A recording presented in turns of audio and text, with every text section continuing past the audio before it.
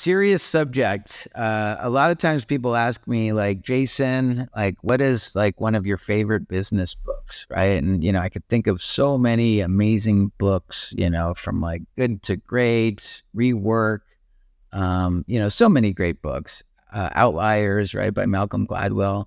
But I think one of my favorite business books of all time is this book right here. It's called The Monster at the End of This Book, starring lovable furry old Grover.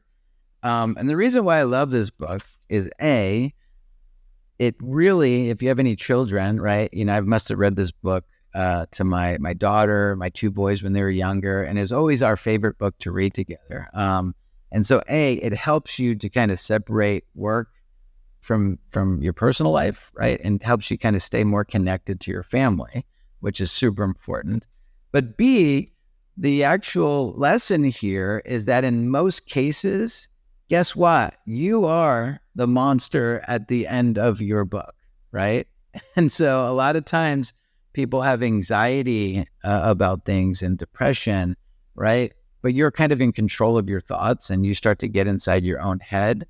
And at the end of the day, like, you shouldn't do that, and I think the more that you're aware of those kind of thoughts and you can kind of control it, don't get me wrong, people are going to be anxious and people are going to have to go through depression, right?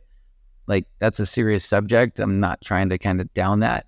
But I think this book will kind of lighten it up. And as you're reading it and you've got Grover saying, don't change, don't turn the page because the monster's going to be there. And he's putting up all these like nails and stuff. Well, guess what? Once you get to the end of the book, it says, well, look at that. This is the end of the book. And the only one here is me, right? Lovable, furry old Grover. And I am the monster at the end of this book.